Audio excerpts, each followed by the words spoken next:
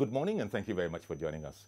I am Yori Folari. Well, I have this, maybe slight smile on my face, maybe it's slight, maybe it's not so slight. And that's because an old friend of the house, he showed up. He happened to be in Lagos, and we said, oh, Mike Igini, you're in Lagos, resident electoral commissioner, Akwa Ibom. Oh, you got to come on the show. Good morning, Mike.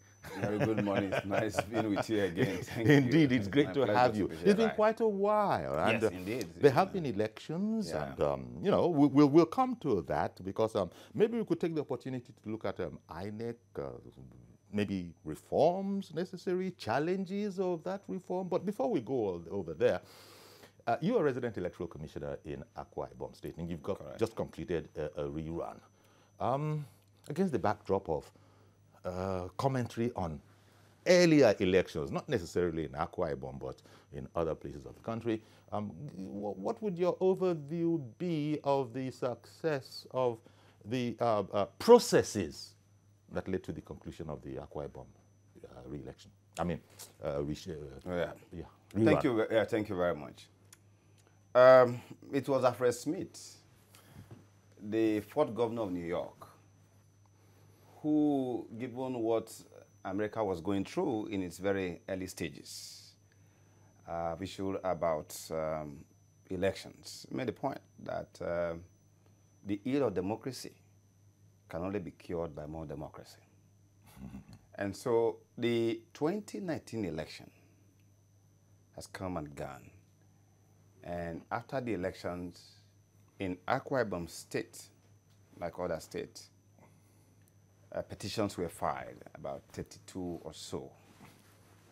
Of the entire petition, only one succeeded, and for a very terrible reason, which I will say in the course of the program. And so,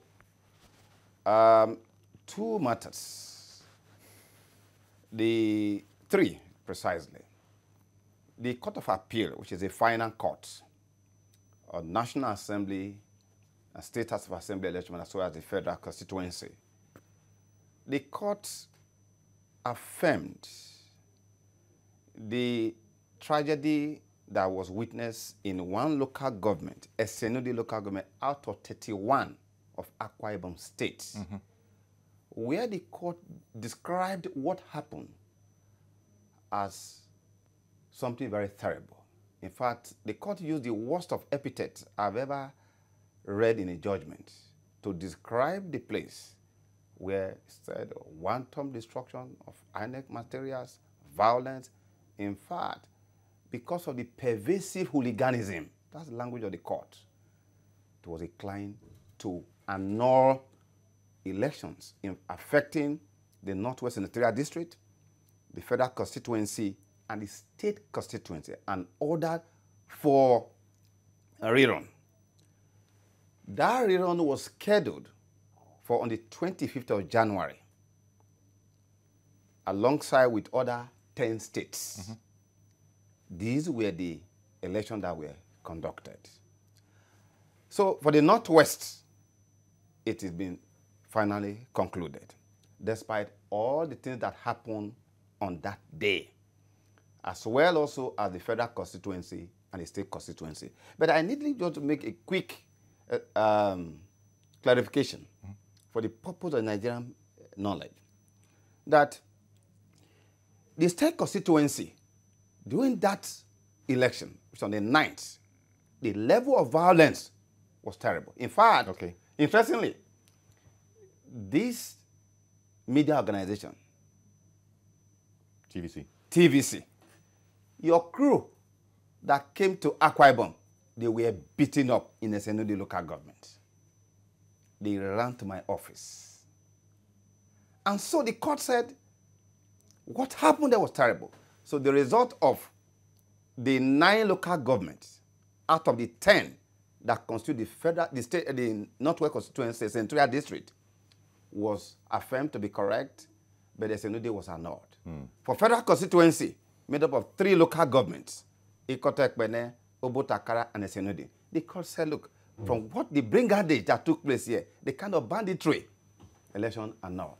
Now, for the state constituency, where I want to make some clarification on account of the misleading campaign going on, where a party, a candidate who lost the election, who went to the Court of Appeal. And the Court of Appeal court gave a final decision. But going about still saying that he rejected the judgment of the Court of Appeal and now referring to a lower tribunal judgment is very disturbing. Because on account of the unparalleled violence that was visited on poll officials, observers, media houses, we only had a result for 22 polling units out of 159 polling units. In effect, a total of 137 polling units, elections were either not held or cancelled. Despite the fact that the opponent of the APC candidate was leading in the 22 by the principle of margin of lead that we have developed. Even there's a simple majority, whatever, which would have gone ahead, we refused to make a declaration. So there was no declaration at all. And the next thing was that the candidate went to court, Federal High Court, that to seek an order to compel INEC to declare him as the winner of that election, which is not true. And thereafter withdrew again, realizing that you ought not to go to Federal High Court. We were about to go on, having written to the commission that the election ought to have ended in a conclusive way. By the time we went, Abuja was to say, okay, go ahead and conclude. PDP ran to court again to say that it should be declared the winner. With just 22 polling units. I said, no, we can't declare you the winner. No winner in this election. No certificate given to anybody. We filed a preliminary objection at the tribunal. And the tribunal upheld our PO. That look, they were not vested with the requisite jurisdiction. But surprisingly, Iori, the same tribunal that has become functions official, that said, look, INEC, have you not made a return? Nobody gives a certificate of return, no scores give you and all of that. So they said, look, they found a video, exhibit R138. And what was that video? On that day, they beat up everybody. They held our staff hostage. The returning officer, who had previously written to us about what happened in his own handwriting, a professor, was now caged in the place to make a declaration. No party agent, only one party that was right there. That was the exhibit. The court now said, okay, they found a video and all that. You are already functions official. You no longer have judicial power to exercise anymore. They now said, declared. What? The PDP ran to Court of Appeal. At the Court of Appeal, the APC candidate became the first respondent. His party, second respondent. INEC was now joined as the third respondent. And all of us said, nobody will return. PDP, this is your action. It's a needless action. The Court of Appeal finally now declared that it was clear from record. INEC never made a return. And that the lower tribunal, you were very right to the extent that as a court, once jurisdiction is raised, your competence to exercise your judicial power has been challenged. Having decided that you have no jurisdiction and you are functions official, where did you have that jurisdiction to be evaluating evidence that was not from INEC, procured by somebody, and said, it is hereby set aside. INEC, which is very important, the final closure on this matter, the court now said, INEC as a statutory body knows what to do in the circumstance. And what we were to do before, we were to go and conclude that election. That's what we went to conclude on Saturday. And so the 2019 election and issue arising therefrom have been dealt with. But what a party is now doing is that less than few hours to that election, this candidate now said they are no longer accepting the judgment of the Court of Appeal. Delivered since November. They have never said anything about that before. Now they are now back to another regular court. So, but this is just to let the public know. Indeed, and thank you very much. We have done with that matter. We're done with election, but it's quite an interesting saga, the way you narrate it, and you're actually in there. And that's why we're calling this particular conversation reforms and challenges. I imagine that reforms will be necessary, and there are challenges, and you've explained these challenges. Yes. And the fact that Well, first of all, there are a number of things. Maybe I'll just mop up about 2 points in this remark that it seems that there's a decreasing level of voter participation. I think I saw a record, is it the confidence, voter turnout, I mean, and a decreasing level of voters turnout. I'm looking at the figure of something around almost 35%, that 34.9%, which is an all-time low. That's on the one hand. And then the increasing role of the judiciary in elections, where people are taking the judiciary as almost like a co-joined Siamese twin of INEC. If I'm not happy with INEC, the courts are always there. People are saying that we can do what we want. So the votes are not as, to my mind, I might be wrong, not as crucial and not as important, because it seems that the electoral process is that we no go agree, we're going to court. Look at the saga you've just narrated, you know, twists and turns and that kind of thing. Is this part of what reforms could help with these kind of challenges? One, continually decreasing level of voter turnout, and the fact that the courts have now taken center stage. Theory, I want to say this here. I am worried. I am very disturbed at the trend of voters' public disengagement from the political process. I want to say that if we have the trinity of INEC, security is now becoming a serious issue in our electoral process.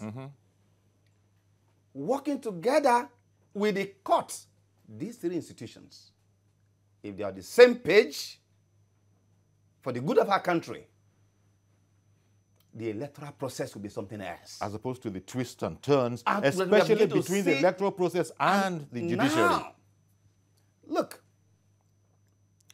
the goal of the commission since 2011 we came on board, the vision, where we are heading, given the tools that we have developed that are replicable, that are measurable, to deal with historical challenges of election service delivery.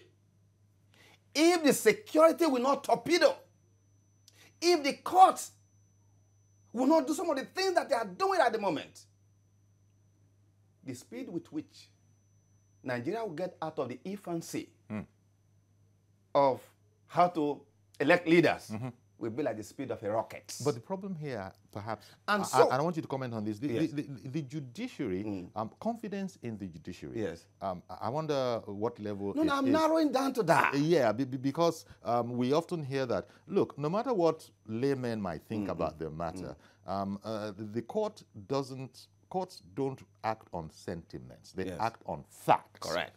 And so the facts as seen by the judge, maybe you can give me your commentary on that. Right. I am a lawyer. That is my profession. And one important point I've made over time is that as lawyers, those of us at the level of the bar and those at the bench, our profession is one of the most important professions in the life of any society. It's beyond bread and butter. And that is why when people have dispute, they run to lawyers. We must rise above the fray. Today, we must be concerned with what the German military theorists describe as the expanding intrusion of the courts in matters that ordinarily to be decided by the electorate. Finally and conclusively at the last point of declaration, not in the courtroom. In fact, it describes it as law and court, a continuation of politics by another means. Which should be this is terrible. Totally opposite to the desired in our effect. Country today, to be a governor of a state, you go through 4 stages. 4 stages. You go through INEC first. After INEC had done its own job, you go to the tribunal. From tribunal, you move to the Court of Appeal. From Court of Appeal, you move to Supreme Court. All over the world. It's only Nigeria that had these inglorious records. United Kingdom. Well, you're calling it inglorious. The UK. You're calling it inglorious. No, inglorious, but these are processes that have been set up so that there shall be a thorough review if necessary. Yes. But it seems to now have become the rule rather than the exception. Look, it is inglorious. It's showing clearly that we are below the radar of civilization. Oh dear. In the sense. That's pretty harsh. I'm telling you, in the sense that United Kingdom, for a period of 99, almost 100 years, except in 2010, there's no judicial adjudication in the outcome of election in UK. In America, all judicial matter are usually decided within 24 hours. You know, as we are speaking today, the election of 2019, by next month, it will be 1 year. They are still in court. We are still in court with all the distraction going on for those who have been elected, who are supposed to be focusing on business of government, because election is one thing. The overriding purpose of election is about development. And so, in Mexico, it takes 19 days. In Kenya, it takes just within 30 days. In 2013, for instance, when I was in Kenya, election was held on the 13th of March, no, on the 4th of March, because they have a long period for declaration of result. The result was declared on the 9th of March. Petition was filed on the 16th of March. The Supreme Court decided the matter on the 30th, within 30 days. Even in our own country, don't go too far. In 1978, pre-election matter were determined before people were sworn in 1978-79. In 1983, all election disputes were resolved before they swear in. Why is it that anything that is good for us, that has worked well, we abandon it?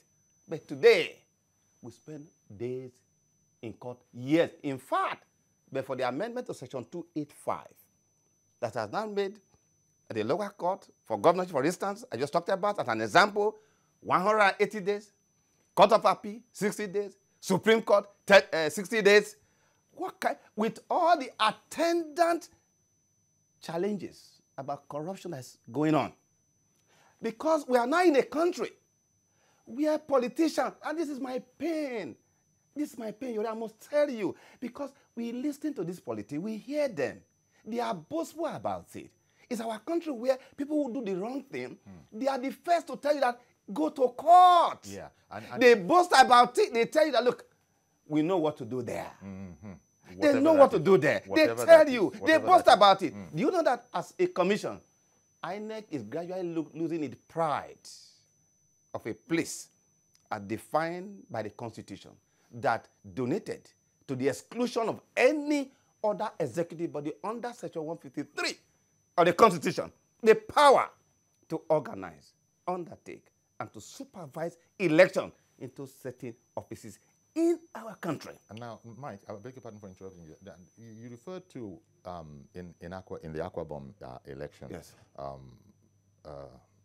a respected professor, yes, who was held under duress, yes, to make certain declarations. Yes. This must be part of the challenges, and no doubt they link to the security that you're talking about. Now, I'm not even staying there because, yes, I want to look at the whole electoral landscape. Right. Imo State comes to mind. Yes. It's I don't know if that is a notorious case, but I don't know if it's famous or infamous, but we all are still talking about occurrences there.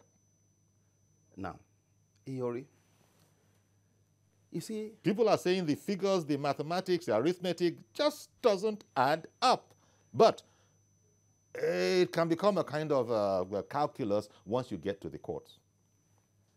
Iori, I can tell you here I started by telling you that I'm very worried. Let me use my case in Akwa Ibom where I have the facts to answer your question. We conducted the election. Now, in the Northwest Central District Of Akwa Ibom State, in that election, the total votes for the SNUD that we have asked to repeat on account of the widespread disruption that took place, the saved vote when we have the ballot paper and the result sheet was less than 20,000. All right? Where you have a registered voter of 105,555. But guess what? After the election, a candidate brought results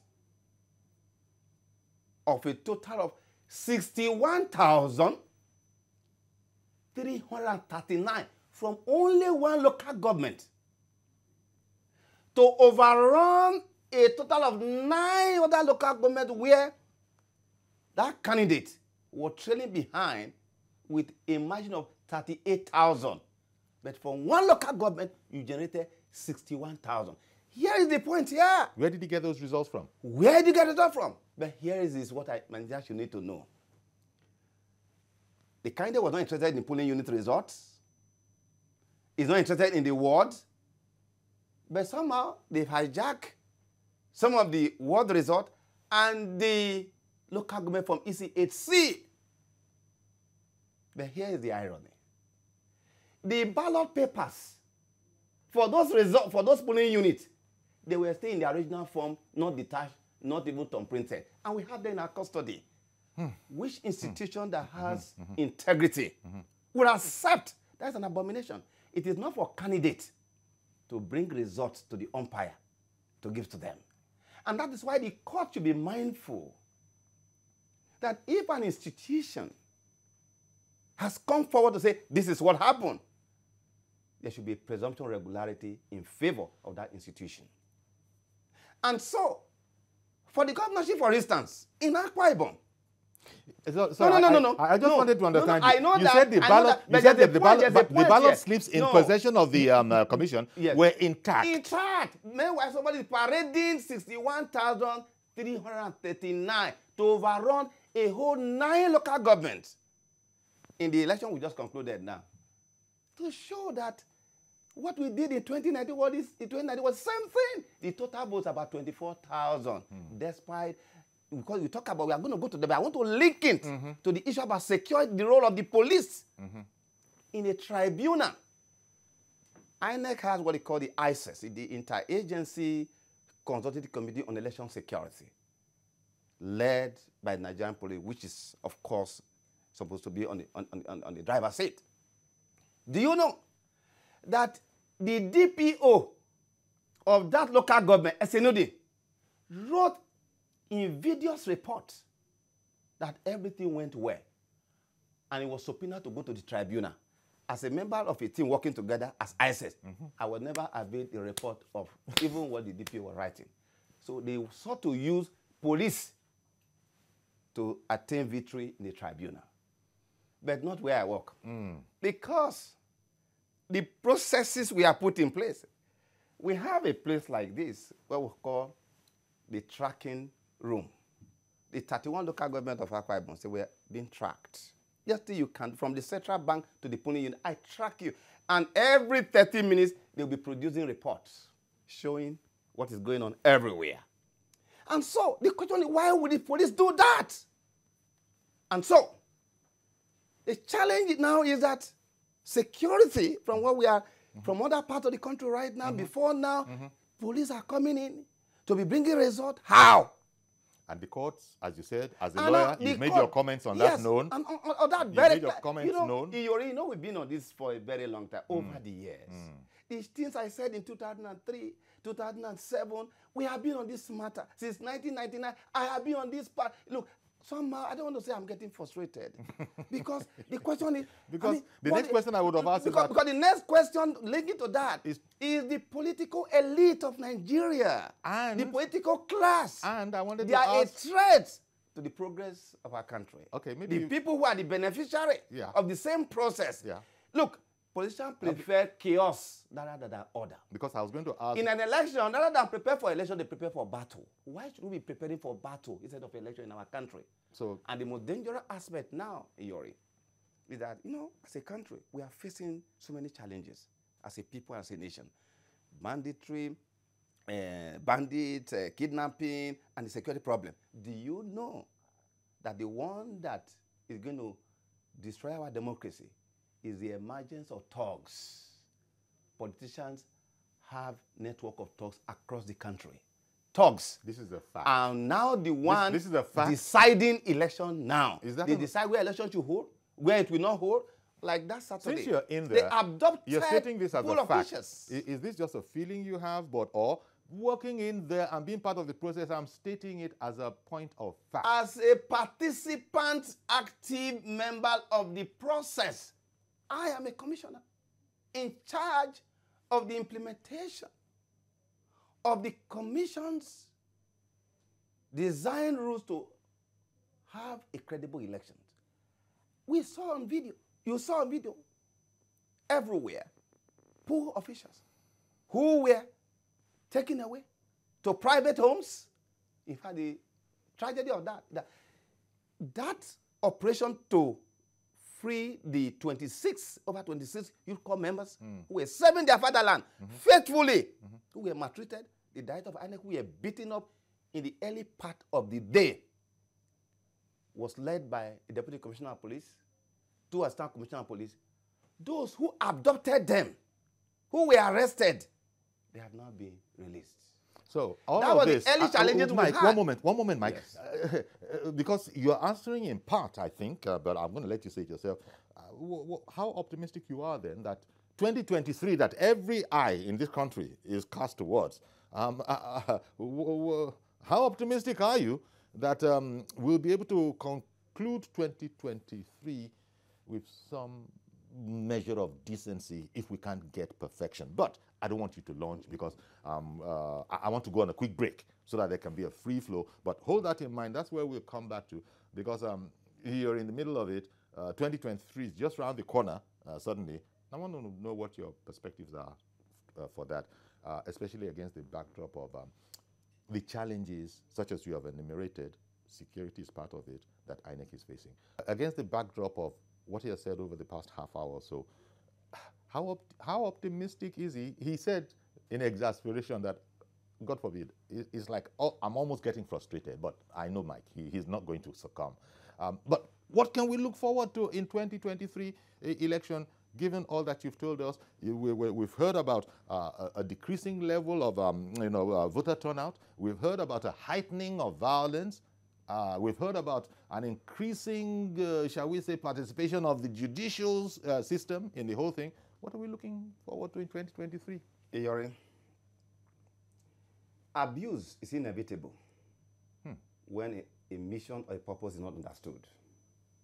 Quite a number of people who have no philosophical insight to what leadership is about, because of the system we have, they find themselves in a very sensitive position. Go to the local government, state level, everywhere.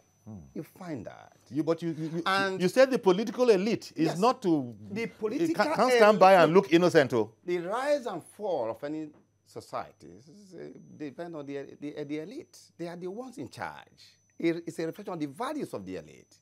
In a society where election has been reduced to a crude contest in the deployment of force, where thugs not only are the one determining what should happen, where election should hold, where it should not hold, where even they themselves are already taking position. Most of them who have worked for so long as head of thugs are now local government chairmen. They are in the centers of assembly. We are in trouble in our country. And so when you talk about 2023,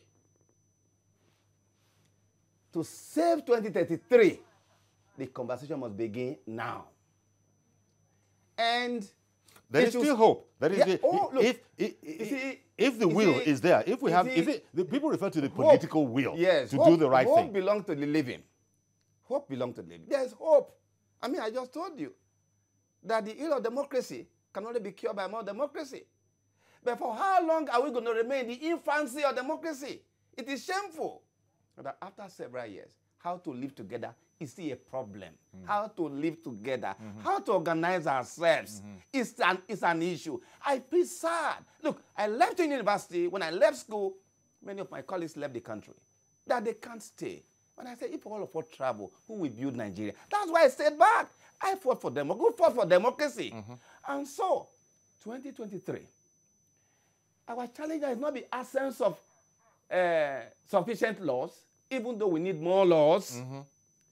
We must also appreciate the limit of what the law can do. One moment, Mike. Let me bring in Mr. George from Ikeja, who has called in. Good morning, Mr. George. Good morning, Uncle Yori. Thank you very much for calling in. Good morning. And good morning to Mr. Igini, who is ever looking young. Thank you.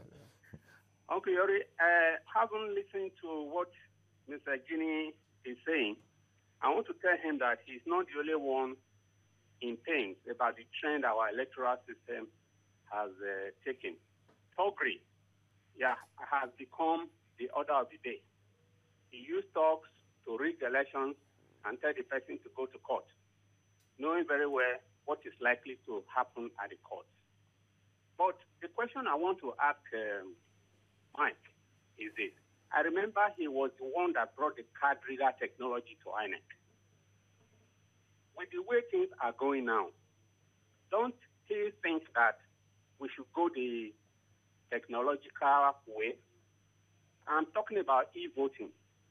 I noticed that INEC is not openly keen in taking us to that IT in elections. Why is it so? But on another note, Uncle Yori, I think if I heard you well, did you say his term was coming to an end? I don't know. No, I didn't go there. Okay. But no, of course, by 2022, I'll be out. Yes, but I'm looking forward to a day that you will be the chairman of INEC. I said it before, and I hope it comes true. Thank you. Thank you very much for calling in from Lea Ikeja there, Mr. George. Yes, on the issue about e-voting, look, even in developed countries, we've got to be careful here. We must look at our infrastructure. Even the US, America, what you have there is not e-voting. It's not really e-voting. You have what you call voting machine, where you come there with your ballot paper, you put the ballot paper in there. The difference between what we have is that the machine will be counting, for the respective candidate and the total number of voters of ballots that have gone into that machine. People are skeptical because of issue about cyber attacks. But the caller, just look at the little car reader, just ordinary car reader. There is stubborn resistance by the political elite against just car reader. And painfully, the judiciary, that ought to have applied the mischief rule in the interpretation of the issue about car reader, they have been so permissive and they are allowing politicians to get away. Why did we introduce car reader? We introduced car reader, if we go back to quick memory, in 1979, in 1983, you have about moonslide, landslide. That's what was happening. The car reader was introduced basically to bring sanity so you talked about section 49, 1 and 2. That's right. So that on the register of voters, you cannot have 100 people on the register. Then after election, you record 120, 130. Exactly. But with a car reader, you have to physically come to the polling unit for identification, for verification and authentication of your biometric. But what we find today, politicians are resisting ordinary use of car reader. That's why Section 160. You spoke about the political elite being a major The challenge. major problem let me not keep Yakub waiting for too long. Our democracy. Good morning, Mr. Yakub, and thank you very much for holding on. Go ahead, sir. Good morning, Chief Yori. Thank you. And then good morning to Mr. Mike, a friend of the house. Yeah, thank you. I totally agree with Mr. Mike that we still need more law. And then I also agree with him that the politician is a big problem when we are talking about the election in this country. The political elite. Yes, the political gladiators. They were the problem.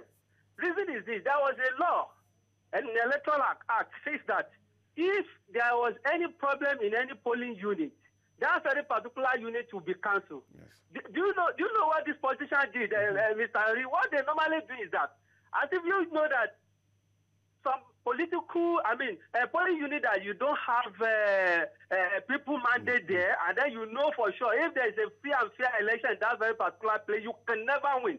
What they normally do is that they will mobilize the thuggery, go to that area, disrupt the election in that very particular area, and then they will force INEC to cancel that election in that very particular place.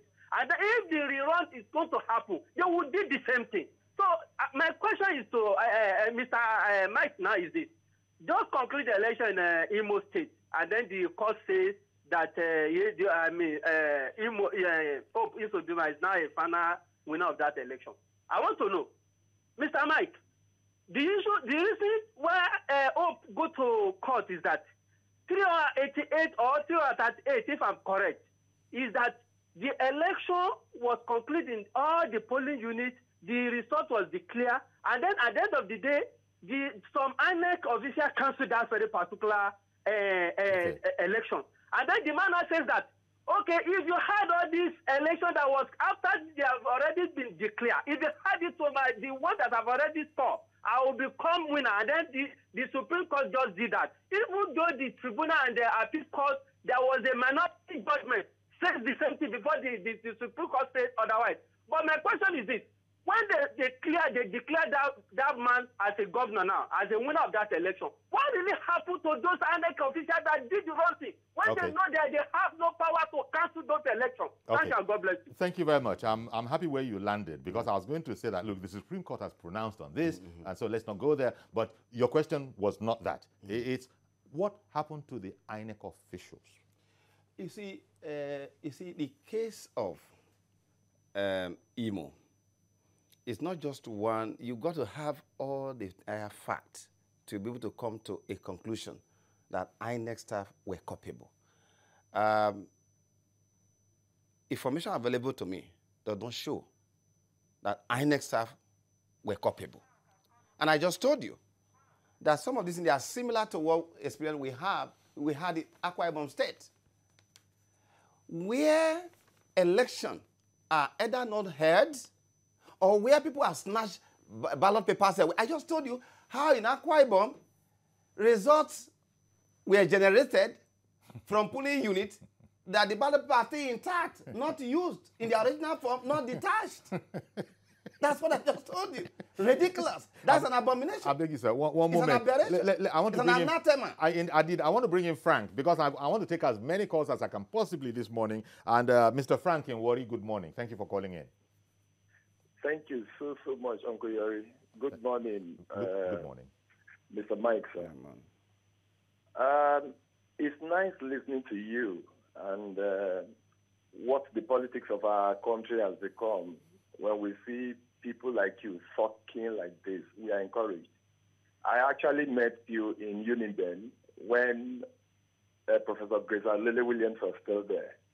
And I know you to have been talking like this, even from the student union movement as at that time, where we are not willing to take action over some things. I know the role you play, and I have watched you over the years. Even when Abiola's election was cancelled, I know what the executive told us before we were moved to say, look, the country, Nigeria, which we have been vetted into from school, they are in trouble and we must do something about it. And we were mobilized and motivated to act. And you have been the same way over the years. You have not been compromised. I have known you for too long. I am happy. And I know that in my position now, all I need to do for the country, my own country, is to pray and then watch some people like you who have a voice in the system. This is a system you are serving under. But when there is need to criticize it, you go ahead and criticize it. You have said a lot of things, and we have watched you being moved from one state to the other. When you got to Akwa Ibom, I was watching, and those that worship me, most times I tell them, I say, is it not Mike Igini? I know him before, and I have followed him even now, and I know what he can do. And look at the things that are playing out. No matter the complaints, everybody is seeing that the right thing is being done, and the right results are coming. You are contributing your quota everywhere you serve, and if we can all emulate that in this country, at least we'll be able to change situations. People clapped for the president when he was coming. He was a straightforward man, he was a good man and all that. But of course, the system, we know he cannot do it on his own. There are a lot of cabinet members that have to work with him. But let us do our bit when we have the opportunity to serve. Let us serve the way you are serving wholeheartedly now.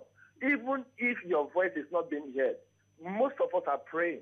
There are a lot of people like you in the system and in the country who are willing to sacrifice whatever it takes, who are willing not to be compromised. Thank you very much, Thank you so much for the good work. I appreciate you so much. Thank you. Thank you now, for calling me, the president of a country expressed concern over this matter. The president will not come to Akwa Ibom State. He will not go to Sokoto. He will not go to the 11th state to personally be the one to supervise that. Those of us who are appointed to take that message and implement it, we went all out. But we have people who want to sabotage it, that everything he says, everything that is also good for all of us, must not come to fruition. This is sad. Are you concerned that there might be and those... that's a terrible referendum on all of us. Are you concerned that those who are in opposition, we have an elected administration, hearing what you've just said will say, aha, you see now, INEC is in the pocket of those guys. Look at how he's supporting them. Look, my record is well known. Before this government, before the last government, we fought for democracy. We have been there. There's nothing I'm saying today I've not said before. INEC is the most reformed institution you have today in the country. It is the values of the people we have around us creating problems. Why are you in public office? Elected and appointed like us. Is to do the right thing. Yeah. And in a democracy, with attenuated participation and control, where elite interest is normative, it is only a strong EMB, a committed judiciary, and a supportive security that can articulate the common good. And I would imagine you're not saying you're unique in INEC. There are other colleagues of yours within INEC that have the same... They are all working. They are all working. That but all they are have frustrated. the same... Many people are frustrated because of what the politicians are doing. Just like they you yourself said that you said you're almost frustrated. They are attacking the system. Right? Look, if we are going this direction for common good, politicians are studying to go the other direction. One moment, please. Mr. Ajayi in Port Harcourt, good morning. Yeah, good morning, Mankuyori. Good morning, sir. Yeah, I want to commend Mike Igini for what Igini is saying. Yeah, morning. Morning. Yeah, I want to comment on Mike Igini comment. So, because if everybody can act like Igini, my dear brother, Nigeria will be very good. Because Igini normally say truth. When Igini in Akwa Ibom, if he's not a person like Igini, the Akwa Ibom will be turning to a battlefield. But he said truth. If the truth Igini said can be manipulated in Imo State, my dear brother, Nigeria will be very, very good. Because Imo is very surprised everybody. A president that came forth, then manipulate the election to become a face. How will it be? And at the end of the day, they say when we calculate the mathematics is not it's not added with what they are giving us. Yes. But Mr. Ajayi, I hear you, sir. Mr. Ajayi, I hear you, but that matter has been disposed of by the Supreme Court. The other part of it that was mentioned was what happened to INEC. And Mr. Igini was talking about, look, all the facts are not generally known, but that so far he couldn't see how INEC was culpable. No, not at all. You know, so not commenting on the Supreme Court, we've been doing that. But you see, you know, our democracy, regrettably, still have no strong foundation at the moment. You know what I mean? We have 774 local governments in the Federal Republic of Nigeria. These 74 local governments are now the conquered territories of governors, city governors. A governor, that's what it almost seems like. Conquered territories. They are conquered territories of governors. Governor decide who should be a councillor. Governor decide who should be a local government chairman. Governor determine, city governor determine who should be members of House of Assembly, but House of Rep, Senate. Courts are reversing that. Take Oyo State, for example. Courts are reversing that. No, let me just finish the thought. They also want to be the one to nominate a minister for a president. In fact, I'm happy that the current president changed that trajectory where a governor suddenly have claimed powers. Now, the problem here is this. 774 local government, they are not under democracy in Nigeria. How can an elected governor sack another elected public official? It's an aberration. But maybe, and that happens not only in one state, yes, in all the states of Nigeria. But in your state, and the problem is that the same governors who belong to different parties, yeah, when it comes to local government affairs, they belong to one party. They speak with one voice. That is to tell you that the elite we have in the country, they know their interests. It is the majority of all of us that they think they can trade the way they want to do. And that's the problem. Roy, Mr. Roy in Benin City. Good morning. Thank you, sir, for having me. Good morning. Good morning, sir. Yeah, Mr. Igini, thank you for a job well done. We are aware of your integrity and reputation over the year, being one of your younger ones in school in those days. I've also met you when you were in those states. But my concern about this country is that it appears we believe that the book of lamentation was written because all of us. If all of us keep on lamenting, we should be able to formulate a workable direction for this country. You are in INEC. By now, I expect INEC to be able to develop a scope that they will now be taken to the National Assembly for endorsement or transmission to the president. But these are the things that are not happening. When we lament, lamentation is no solution. Let us, all of us, look for another way so that Nigeria will break country. Because the kind of lamentation that is coming up of this country, some of us are beginning to be demoralized. We are beginning to be frustrated. While we expect those in position of authority to always be looking for a way to provide solution, not for people to be surprised with what is going on. Rather, they must think above all of us. They must, because once you are considered for a position, what that shows to me that you must be above all. Therefore, you should be able to reason and know that line. What is INEC doing to make our election to be perfect? Whether you like it or not, the political elite will continue to act as a chairman. They will continue want to design the system to favor them. But the INEC is there as a body to regulate, to formulate a direction. What is INEC doing with this direction? It's not about lamentation, sir. Thank you and God bless you, sir. Thank you. God bless you. You see, look at what the question you just said. I can declare today, with all sincerity, that the problem of election service delivery in Nigeria is no longer that of INEC, but that of the political class. INEC had developed a whole lot of tools to secure the process. To secure the process. But we are having working with it? Sustained attack from the political class. They are the ones now destroying everything. I just told you that. But they can't do that alone. In a whole country, they can't do that alone without the judiciary. 700, of course. They can't do that without the judiciary. That's my problem with the judiciary. For instance, the corridor, Section 160. Nigerians, go and read Section 160 of the Constitution. INEC is an executive body created under Section 153. We seem to mix up a presidential system and a parliamentary system. Under the presidential system, the first duty or primary assignment of a function of any executive body is rulemaking. That's number one. Now, we have gone to parliament over time. Do this, do that, do that. They don't do that. And the failure of that is that members of the National Assembly, they are the first casualty. For example, you talk about primary process in Nigeria. I give you some figures here. Why the National Assembly right now should work very fast.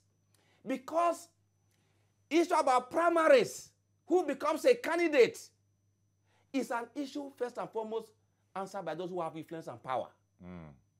Nigerians, all democracy all over the world, particularly in this part of the world, the choices people are called upon to make on election day are choices already made by those who have influence and power. Indeed. Because who should be a candidate is first and foremost determined by the elite of the party. We are only limited by the choices already made. And that is why rigging of election is not acceptable. But here are the figures I need to give to you here. Why National Assembly to work hard now? Because... But quickly, please, because very quickly, because... in fact, Ada is waiting to join us from Jos. I don't know whether I should... Hello, Uncle Yori. Good morning, ma'am. Okay. Good morning. Praise God. I've been trying this like since 1 year. Honestly speaking, I'm so glad. I've heard what Mr. Mike Igini has said. I've been following him, and all that. But what I'm saying is, how can the politicians be bigger than the laws of the land? The National Assembly should weigh in. They should do something about these electoral reforms and let the President sign it into law. We cannot continue like this. Or is it that we should boycott the elections in 2023 or what? I don't know. I find it ridiculous to be saying the politicians are the cause of this. The politicians can be tamed. They can be tamed. What kind of a country is this? Okay. Ada, thank you very much for calling in. I want to try and squeeze in someone else from Port Harcourt. Do I have someone from Port Harcourt on the line? Oh, I'm sorry. I thought I heard very that. Quickly. Yes. National Assembly, please. She's saying nobody should be above the law, and you say that the political elite is scattering everything. They are the ones doing everything terrible to mess up the country. They are the ones. In fact, they have their children outside the country. They don't even live here. In fact, if they are finished with Nigeria and we have the next country to go, then we move there. Is it the way they move from one party to another? But now, yet you have not lost hope. You wanted to give me some figures, some please. statistics here. In primary process, who becomes a candidate? Members of the National Assembly since 2003 have been the greatest casualty. Most of them that we have invested on by training and all of that, they don't come back. In 2003, after the 1999 election, the first election was 2003. Only 30% returned. 70% did not return to the National Assembly. All the training sent to abroad, everything and gone. That was simply because they were not candidates at the primary. Somebody who been decided for 30 years, he done very well.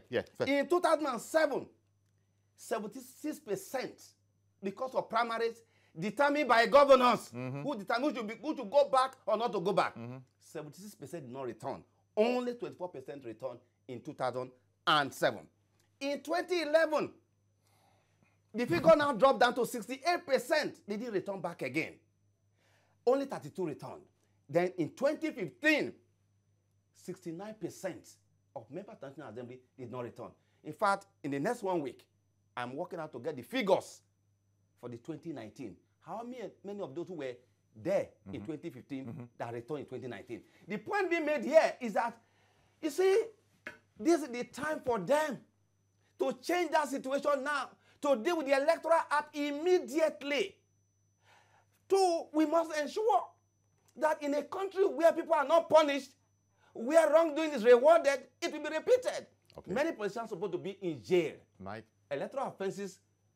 But the system is what it is. Set up the system so that many of them should go to jail because many of them who have committed infractions ought not to be where they are. But then they've got to do that so as to avoid what Robert Mieke, in his book, The Iron Law of Oligarchy, that what he has seen in society is that every set of elites who have taken on their previous set, they recreate themselves in the image of the previous one. Indeed. It's a very important warning. Democracy can only survive we've got to leave it here. if it has civic virtue, because the strength of democracy and the opportunity that it creates, it depends on the vigor of party politics, the dynamics of moral argument and value formation. Thank you very much, Mike. Impassioned, and indeed the passion is infectious. It's affecting people out there. I want to thank you very much. I don't have time to add anymore, and I don't even need to add anymore. You've been so eloquent. Thank you very much. You've spoken the minds of most Nigerians. Mr. Mike Igini,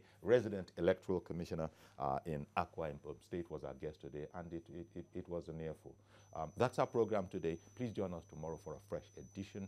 I am Yori Folarin. Bye-bye for now.